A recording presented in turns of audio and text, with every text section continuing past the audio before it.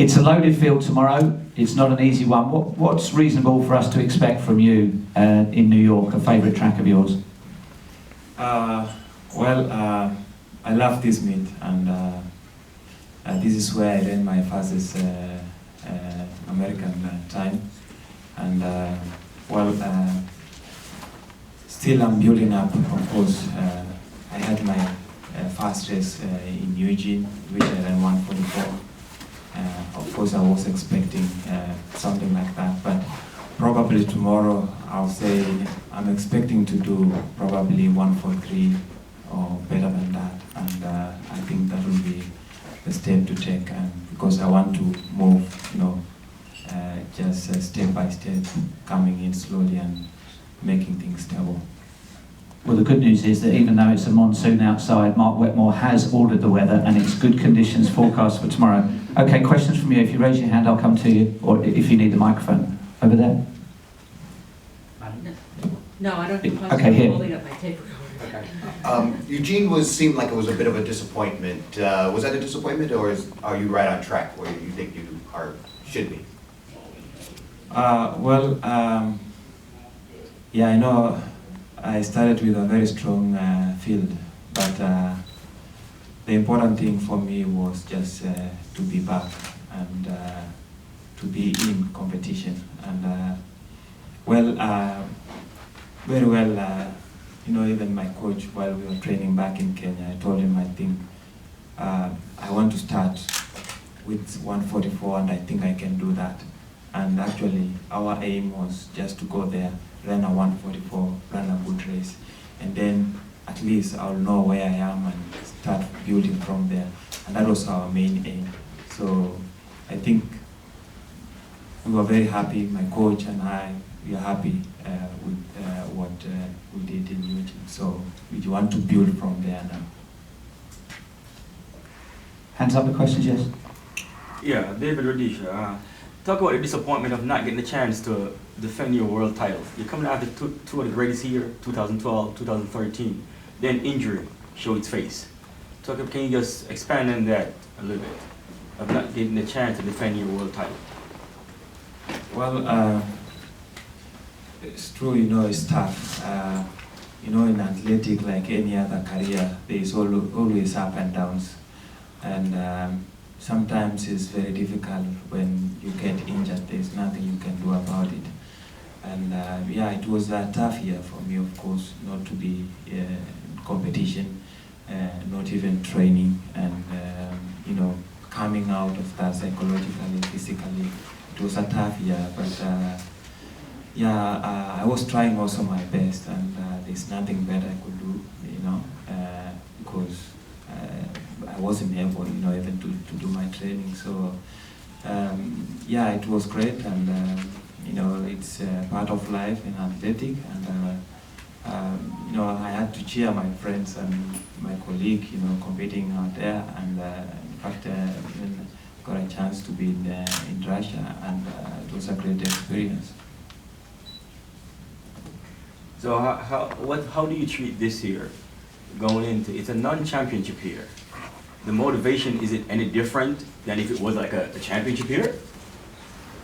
I mean, other than the Commonwealth Games, there's no World and there's no Olympic. Well, but there is Commonwealth Games, and it's also, I'd say it's just like any other championships, because the athletes, we sometimes compete out there, the same we are competing everywhere around the world. And it's going to be an experience for me also, because it's the first time to be in the Commonwealth Games, and of course also coming from the injury will be also a good build up toward next year World Championships and 2016 Rio. So I just want to stay motivated, and at least every year it's good to have a championship competition, whether it's big or small, but it's also good for our training and our racing skills. And the wind, the headwind that you were vaulting against, notwithstanding that it was in the street, was minus 3.9 metres per second against. I think the Olympic final was very blustery, where you won in London. Are you good in all conditions?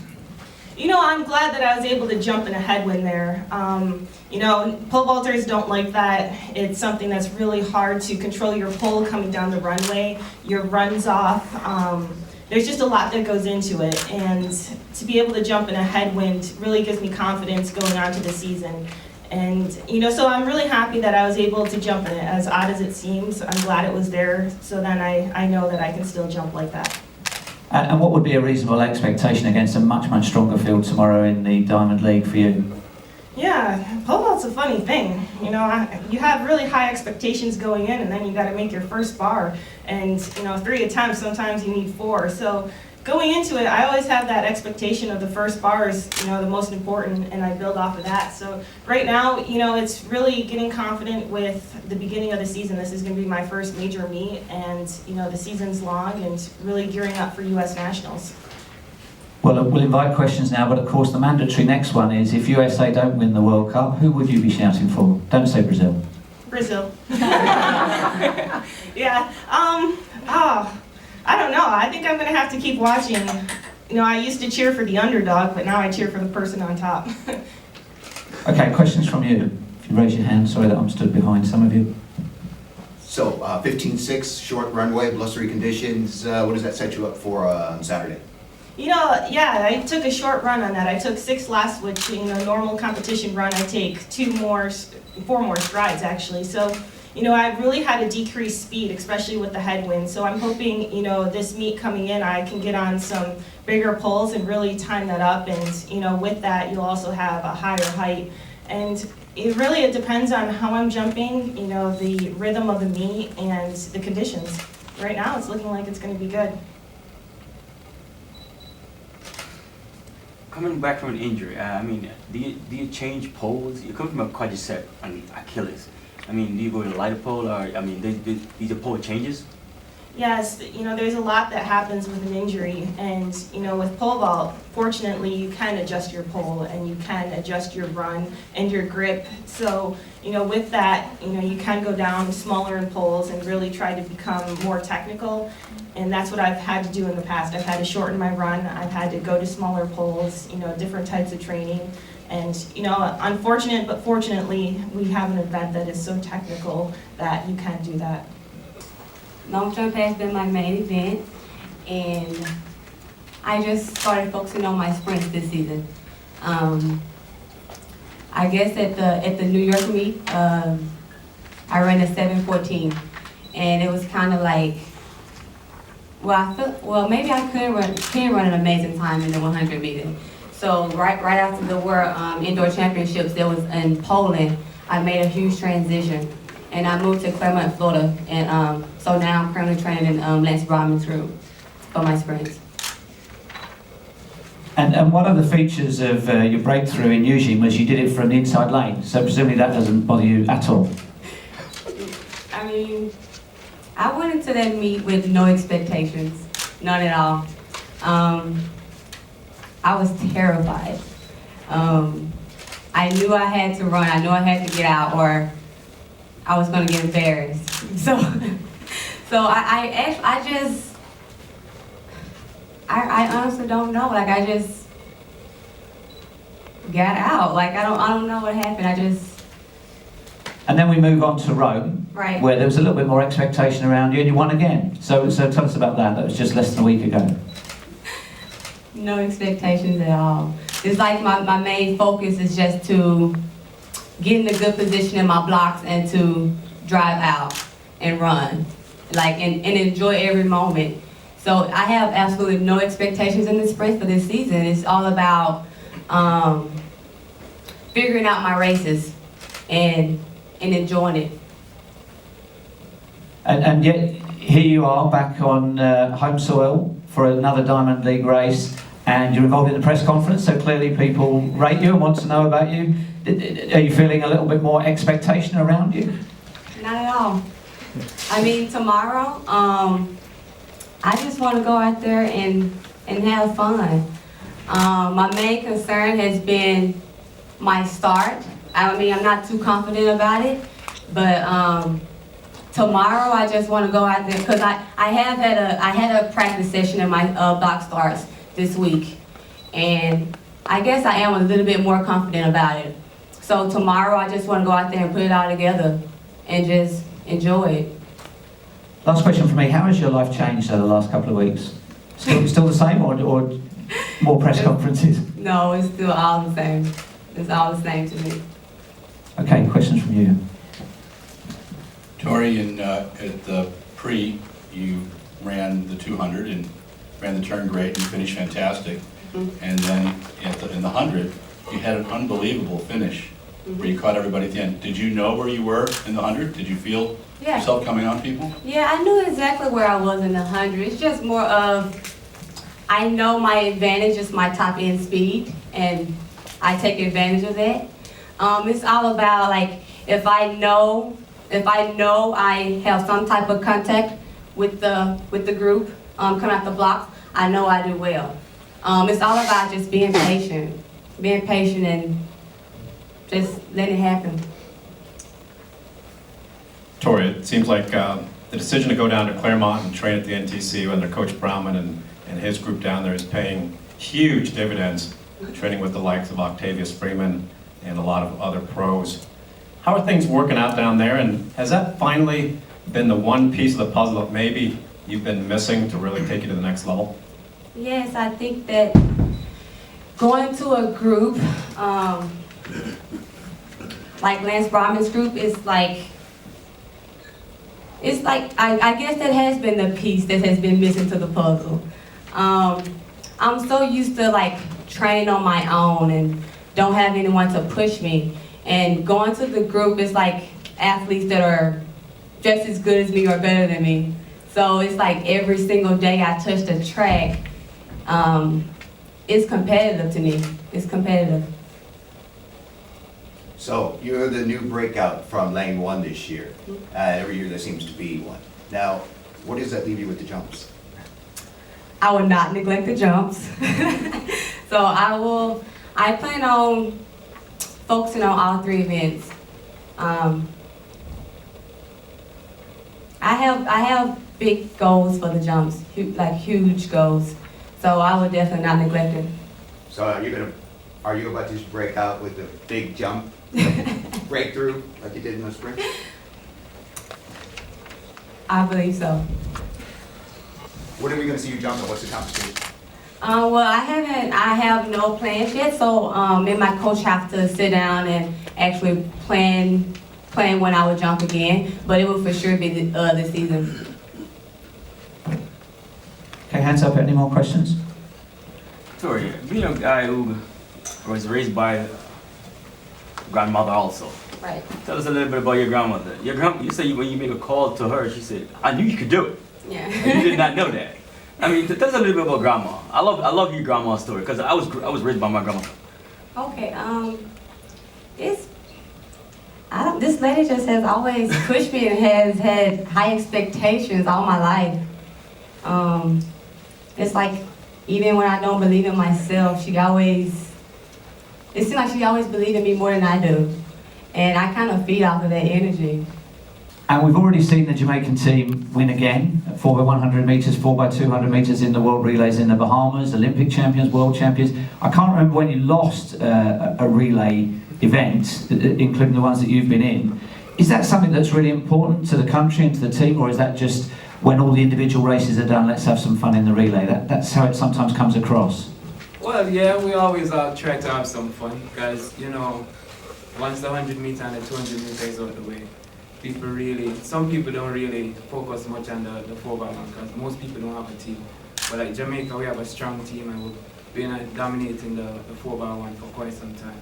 So we're just trying to keep it away from the USA as much as possible.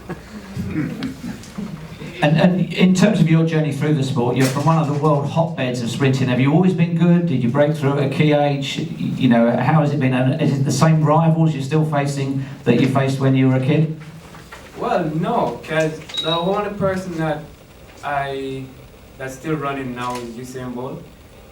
Growing up, I was always 3rd, 4th down the pack, and I remember one particular championship where you ran 20.2 at the boys and girls champs in Jamaica, and I was like 7th in the finals. But I hold on and I still strive, and 2006, that's when I start running some 10-2s, and then from then I just keep PRing every year. So I'm one of the top person in Jamaica, so I must say I work hard for it.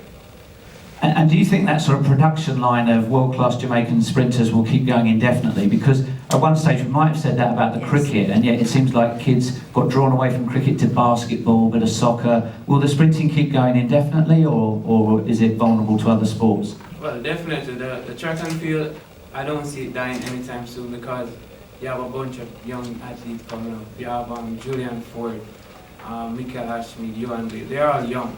And Blake, I think Blake is just 24, somewhere there. So we have a very good youngsters coming up to take over after the older folks move on. And Usain Bolt, he's still pretty young, so people keep asking when is he exiting the sport, but I don't think he needs to exit anytime soon, because he have a lot more in him. Okay, last one from me before we open the questions up. Football, do you follow it? Yeah. Who are you shouting for? Well, I have two teams. I don't know if I should support two teams, but I have Brazil and Germany. Make a good final, that one. Yeah. Okay, questions from the floor.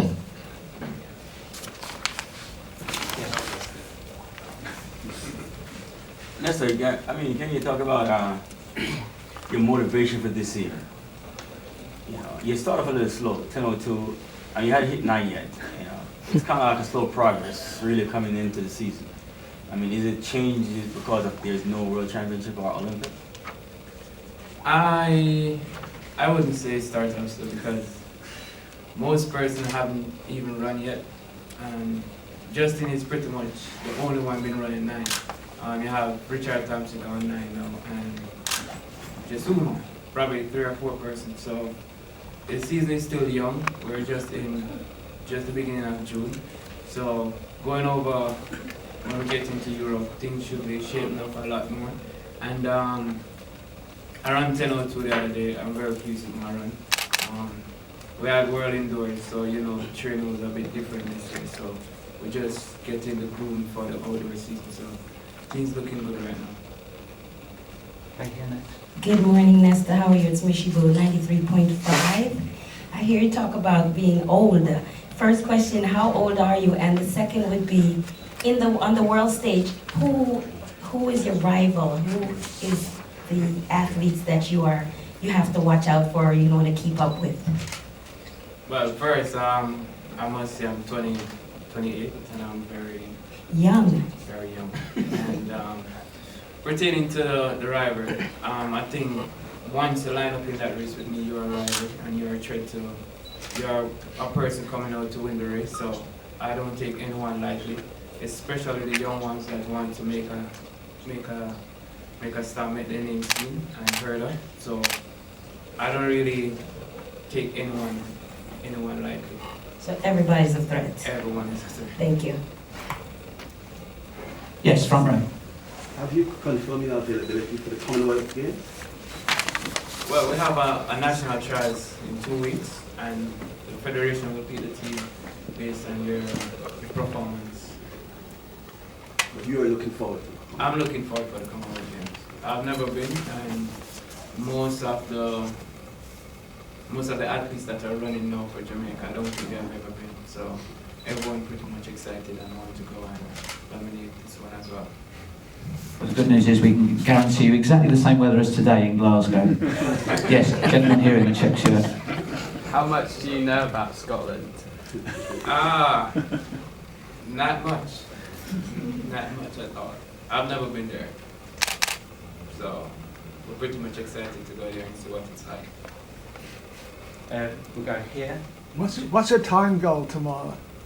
Well, I want to break 10 seconds. I want to break 10 seconds and run sub 10. Anything under 10 seconds. Any specific strategy do you have? I can't give out that right now.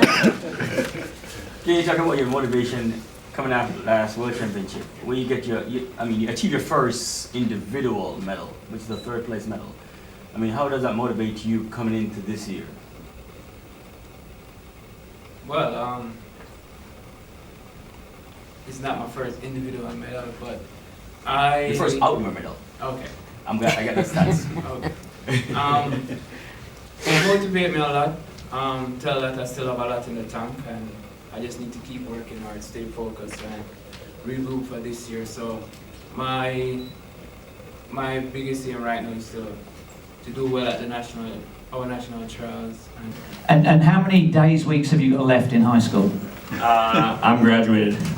So would tomorrow count? Would you be still regarded in high school if you went for 4 minutes? It does, yeah. I think till the end of the season, track season, still counts as high school. So what can we expect? I mean, there'll be a lot of expectation around you running sub 4 if you're on 4:01 now. Is that a realistic thing to look out for? I think so on the right day. Tomorrow you can definitely expect a good race. We got some of the best high school runners in the country coming out. We don't have a pacer, but I think you can expect a good race and a fast time. Are you a front runner by inclination, or do you sit and kick? I think I can do both. I have taken the pace in the past, but I also think I can have a good kick, that I can use in, the final 200 meters, final lap. So I think both can fit me in different situations. Is this your first time in New York? No, it isn't. I'm from the Boston area, so I've been a few times. And in fact, you were the pacer for last year's Dream Mile as well. Yep, I was. Last year I got the chance to be at this meet. I came down with my teammate and coach, so we had the chance to get the experience here. And you're off to Princeton in the new academic year. What are you going to study, and are you on scholarship? I'm not on scholarship. Ivy League schools don't give athletic scholarships. Sorry, that's my ignorance, isn't it? Sorry. What are you studying? Perfectly fine. I'm undecided. Going. Yep. You're going straight on the cross-country team? Excuse me? You're going to run cross-country at Princeton? Yeah, cross country, indoor and outdoors. Yeah. Garrett, earlier in the season you ran a nice double. Was it a 1500 and an 800? For outdoors, did you run the 345? 345, yeah. And what was the 800 that you ran earlier? 150.1. And can you tell us a little about the race last week? How you felt during the race? Well, it went out a little bit slower than we'd expected. The rabbit was supposed to go through 226 through the K for the top guys. So my plan was to stay in dead last, stay efficient. So I came through 202 and then was able to negative split. I think the home crowd really gave me the support I needed to really push at the end. It was a good hard race that I was really happy with. What does your summer training look like? And do you have a summer job? Summer job. I'm going to be working at a running camp in August. Those are my plans so far. But in terms of summer training, last summer I built up to about 55 miles a week. So I don't do anything, too high in the mileage department, but it's been a gradual build up and a focus on speed. Have you gotten a plan from the Princeton coach, or are you on your own? Not yet. We're going to talk about that after the season's over.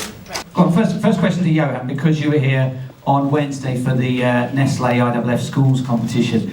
It was noticeable that you worked really well with the young children that were taking part there. You were a team captain. You also have your own foundation for young homeless kids in Jamaica. Tell us a little bit about that. First and foremost, I give that thanks. It was really good. It was really good. I work with a lot of kids back home, so I know what it feels like working with these Nestle kids. It was an educational one, and teach them a lot of stuff. And with my foundation back home, we did all of that as well. So it was pretty cool. And while you have the microphone, you had an outstanding weekend at the IWF World Relays, 4x100 metres, 4x200 metres world record. How do you see that convert into your outdoor form here in New York, where you've been competing, I think, since you were at high school, haven't you? Yeah, the World Relays was really good. We Jamaican team did a wonderful job. It speaks volume for my season because the 200 and 100 looking good. I'm not 100%, but I'm feeling really good, so I just want to go there and have some fun. And let's ask Warren about his current form and expectations for the Adidas Grand Prix tomorrow. How are you running? Running the 200 meter, I'm expecting to run a lot faster than I ran previous 200 meters, so I'm looking to go out there and have a good race. And the weather should be better than this. Okay, we'll go to questions from the floor, but first of all, just checking on your World Cup preferences in the world's second favourite sport. Who are you cheering for in Brazil? Don't say Brazil. Okay, I won't say Brazil, I'll say Samba. I'm going for England. Good man. Okay, at that point I have to leave.